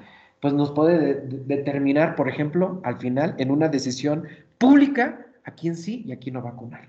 ¿Por qué? Porque como pasó en el tema del COVID, al menos en México, en otros países también, se tenía que determinar a quién le tenían que dar una cama, a quién le tenían que dar primero una vacuna. Pues en los sistemas que vienen ahora de toma de decisiones se tendría que basar en los datos. En todo este historial que justamente va determinándose. Ya ni siquiera hablar de estos sistemas, como les digo, de intervención biológica para el mejoramiento humano que se pronostica con esta bioingeniería a través de la inteligencia artificial, ¿no? Sí, pero es para lo bueno. A mí me preocupa mucho, sobre todo para el ámbito de la salud. En verdad, porque pues, somos humanos y en ciencia hay muchos egos. Y utilizar la inteligencia artificial para poder publicar en Nature, en Science o lo que sea, a punta de plagio, a punta de enmascaramiento de datos o a punta de inteligencia artificial inventarse los datos. Y ya se ha hecho. Entonces, ¿qué va a pasar con todos los científicos que nos hemos forjado desde pequeños y hemos tratado de hacer nuestras investigaciones a pulso versus una cosa que es más rápida, que no necesita una validación en laboratorio ni en una clínica ni nada de esto, y que adicionalmente va a tener más ranking? Es muy difícil. Ahí la ética y no hay reglas claras de cómo se debe limitar el uso de la inteligencia artificial. Es correcto, no solamente yo diría es más rápida, hace las tareas más rápido, los ensayos más rápido, un guión cinematográfico lo hace así, una novela, y también los experimentos. Ojo, no solamente para esta integración de los datos, sino de manera loable, saludable, la formulación de una primera mano de un instrumento para la aplicación. Que eso ya después lo valida un humano, en teoría, ¿no? Pero podría ser utilizado de esta forma. Yo creo que más bien ahí el tema de la inteligencia artificial se cuece en otro sentido para lo que usted está comentando, que es la integridad científica, ¿no? Que ese es otro tema aparte, que una de ellas es el tema del uso de la inteligencia artificial, pero pues es como muchas herramientas, ¿no?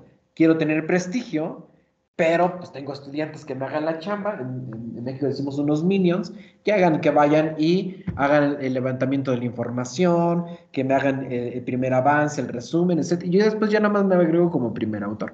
Eso tiene que ver con otras cosas, la inteligencia artificial, por lo tanto tendría como estas caras, ¿no? De la moneda de servir para bien y para mal.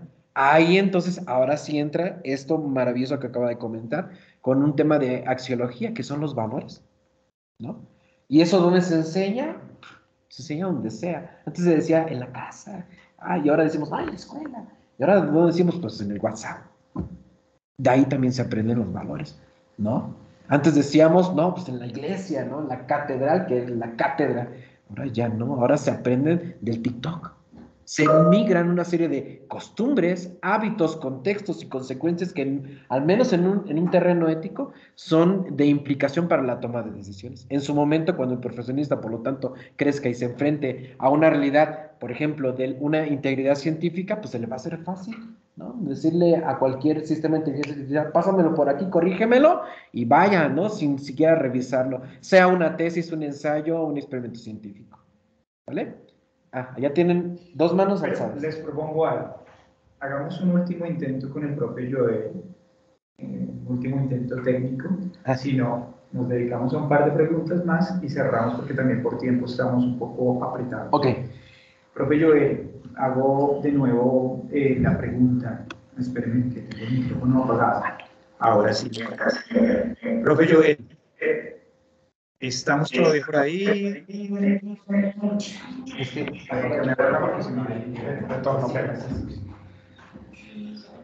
Profe Joel, nuevamente, ¿está por ahí todo bien? Nosotros ya estamos terminando, no sabemos si es factible o no tener su ponencia. No. Creo que perdió conexión. Sí, inclusive apareció en un momento como que salió del chat.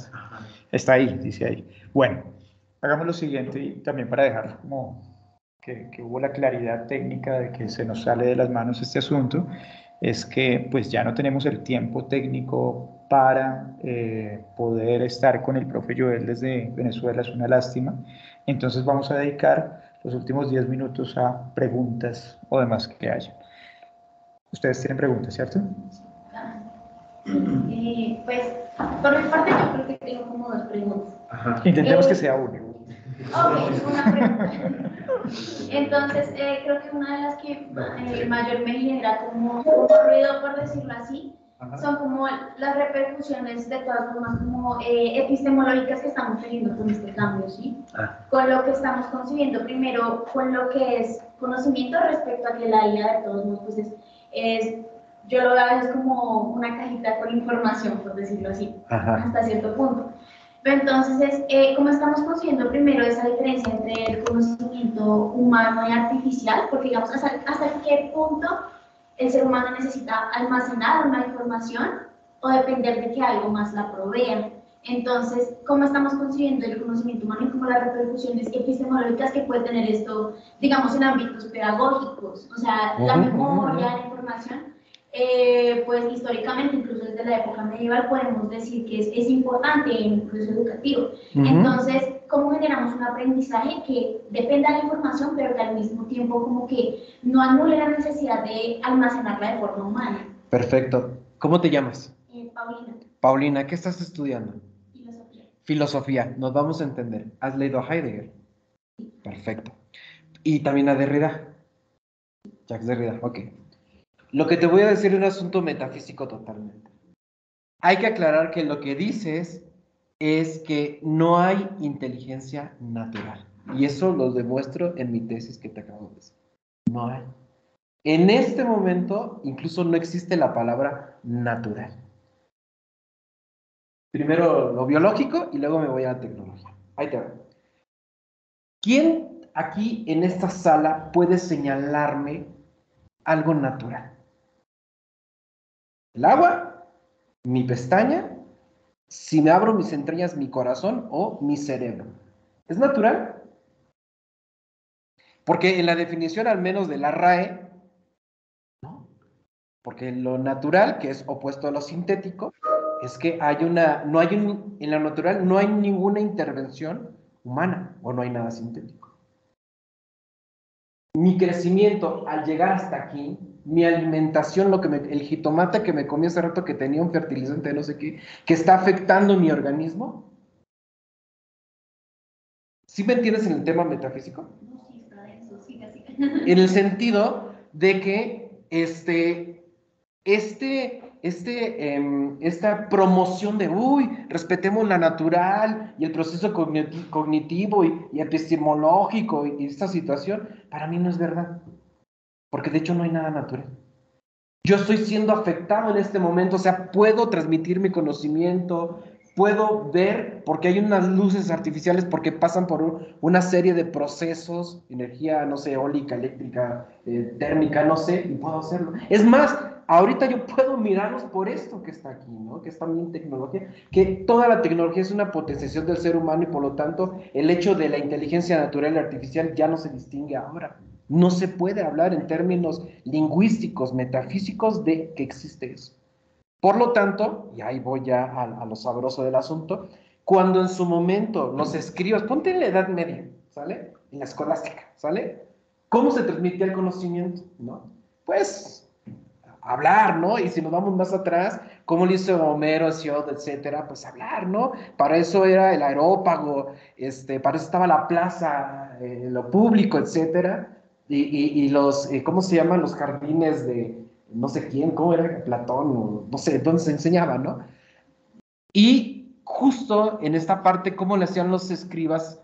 Replicaban la Biblia y los documentos sagrados a través de estar copiando. Por eso quiero hacer como esta metáfora, ¿no? Estar copiando, por eso les llamaba copistas, ¿no? Era muy puntual y ni siquiera sabían qué estaban haciendo, simplemente por penitencia, oratoria, etcétera, lo hacían. Y solo así se transmitía el conocimiento. Ahora bien, si eso lo llevamos hacia acá, los diversos modelos pedagógicos, el que gusten y manden, constructivista, cognitivo, o sea, el que ustedes quieran, la diferente forma en ciencia de abordar el fenómeno de la educación y el aprendizaje también es lo mismo. En el sentido de que no hay un mecanismo específico y de que sea cual sea la situación, lo importante es aprender.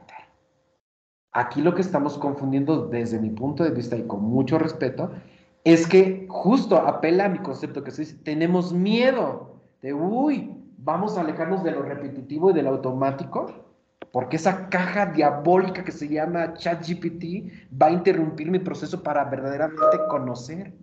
Cuando antes se conocía solamente con el lenguaje, con la palabra, o como se puede conocer a través de una obra artística.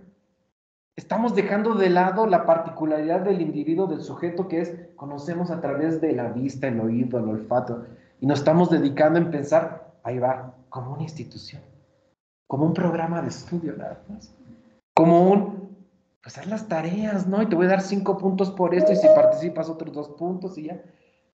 La inteligencia artificial no sabe otras posibilidades, ya ni siquiera vengan aquí, ¿no? Hay otras formas incluso de medirlos, para saber si ese aprendizaje es adecuado o no.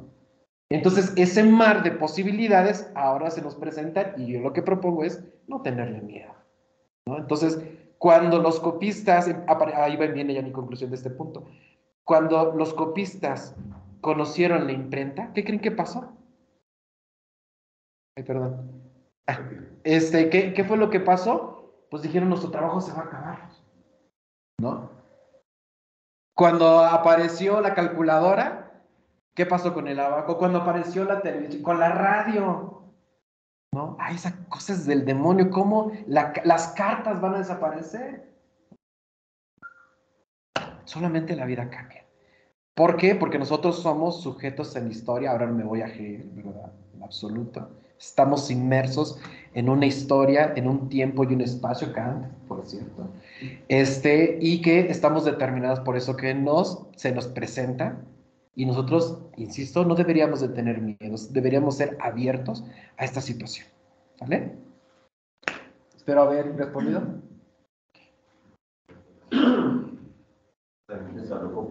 Sí, el asunto es que el tiempo se nos agotó y el profe Joel creo que lo está compartiendo desde WhatsApp. Qué lío.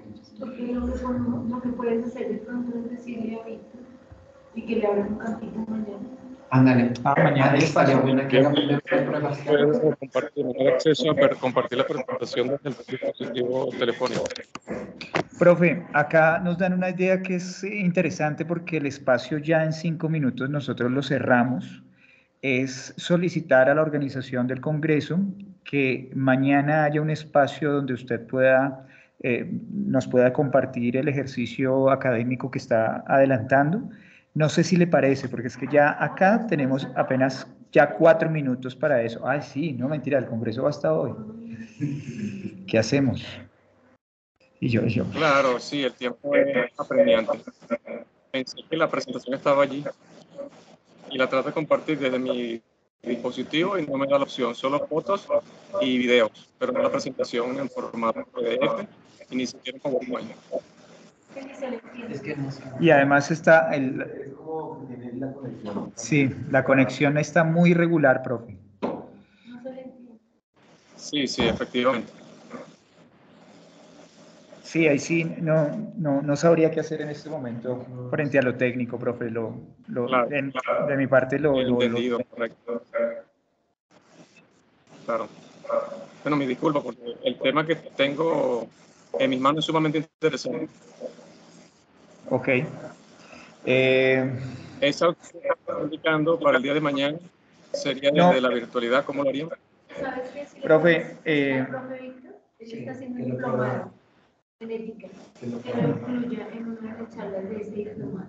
profe, lo que se ocurre acá es que no, por un error de interpretación, el Congreso se termina hoy, pero el profe Víctor, que es uno de los coordinadores, está haciendo un diplomado. Entonces podríamos solicitarle al profe Víctor que haya un espacio para usted en ese diplomado. Me encantaría esa opción. Listo, entonces déjeme, yo hablo en un momento con el profe Víctor y lamento mucho que los temas técnicos que se presentaron. Sí, vale, efectivamente. Entonces, muchas gracias y un saludo desde la distancia para cada uno de los ponentes y los participantes. Listo. Cerremos entonces con la pregunta del compañero. Unita, nos queda espacio para una y con eso cerramos, para terminar 4 minutos. Gostaria de hacer una colocación. Disculpa porque no hablo bien español, soy de Brasil.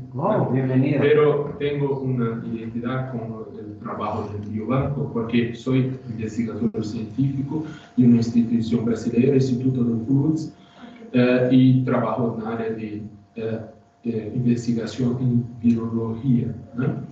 Y trabajo también en el Comité de Ética de la Investigación de la institución y en el proceso de implementación del biobanco.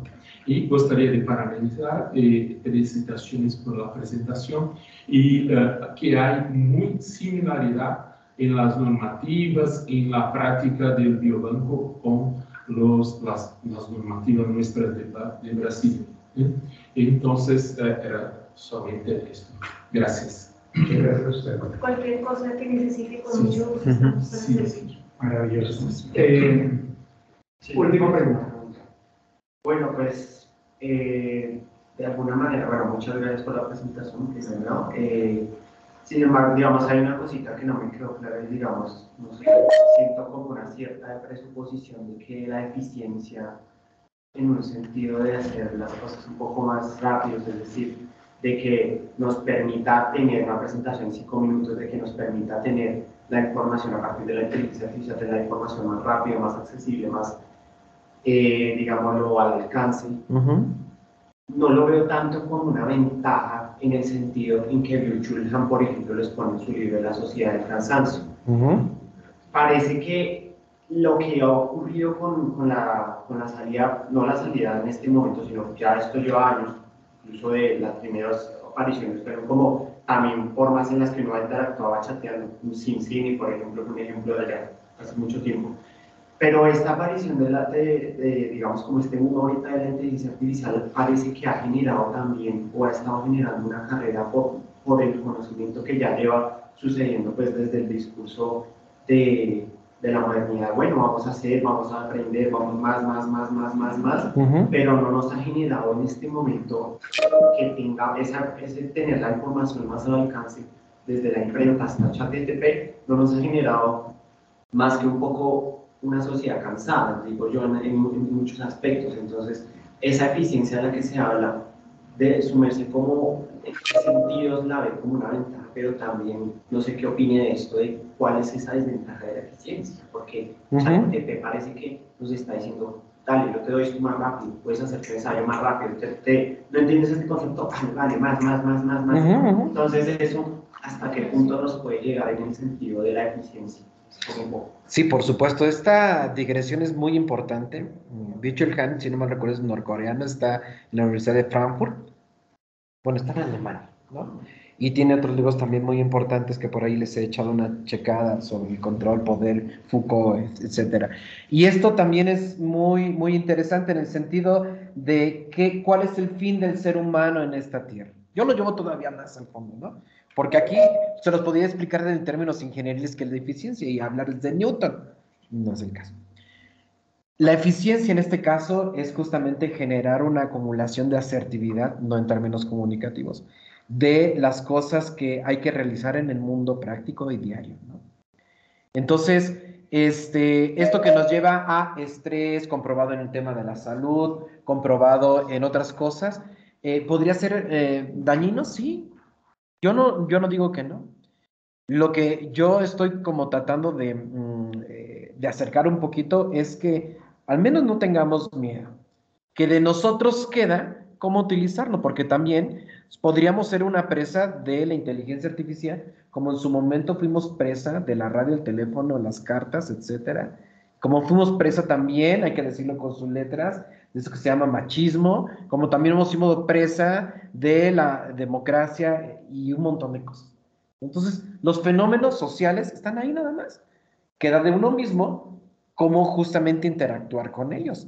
Porque si bien es cierto que el ChatGPT justamente pone en el centro del ejercicio práctico, profesional, la eficiencia de generar más papers, más investigaciones, mejores reglas, mejores, etcétera, y menos tiempo, eso puede ser bueno, en cierto sentido, no en el umbral de la afección física, social, mental, etcétera, que es lo que al final dice en esta sociedad del cansancio el autor, ¿no?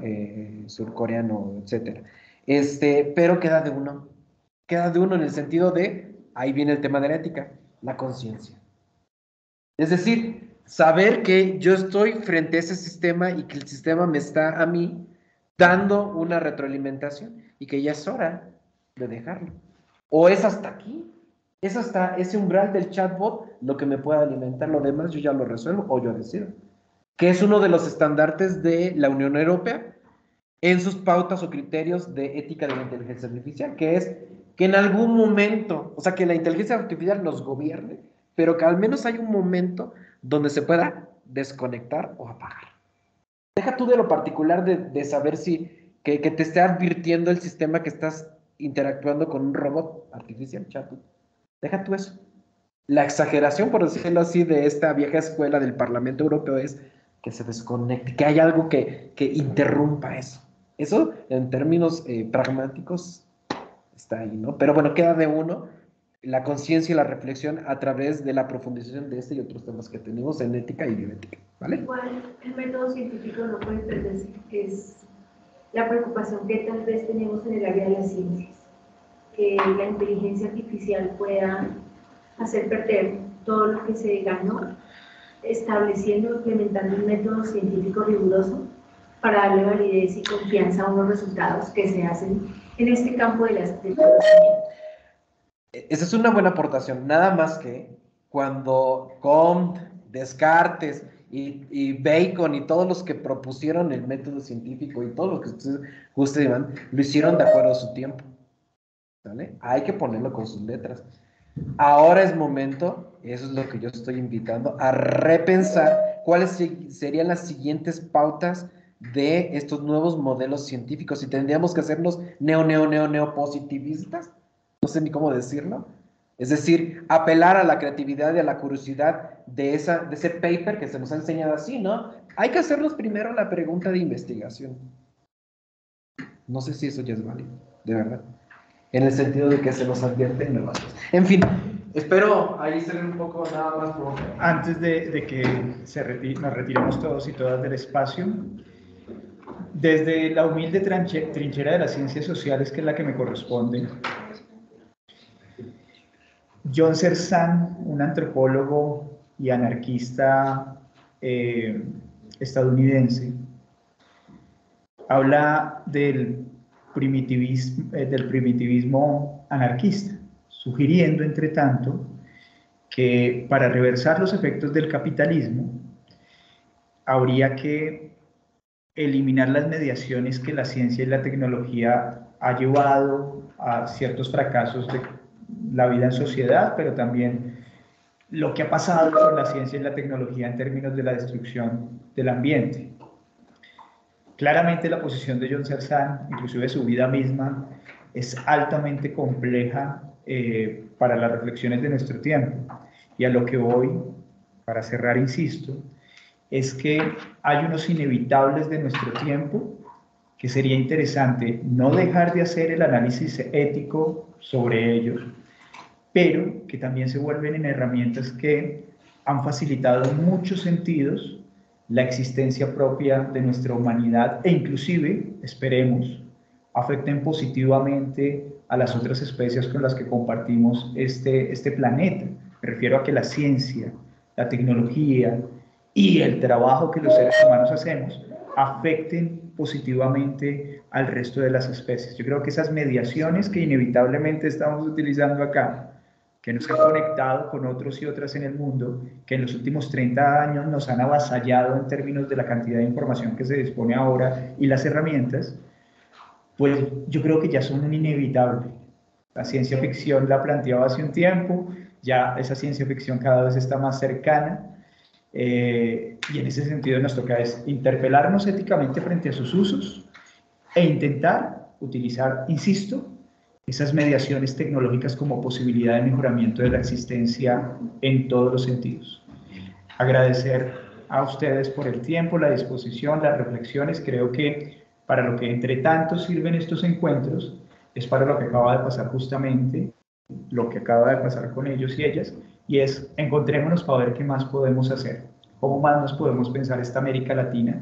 Afortunadamente la mayoría de nosotros y nosotras somos de este pedazo de terruño del continente y hay que intercambiar información. Me imagino que acaba de haber una conexión interesante de trabajo. Muy buena tarde a todos y todas.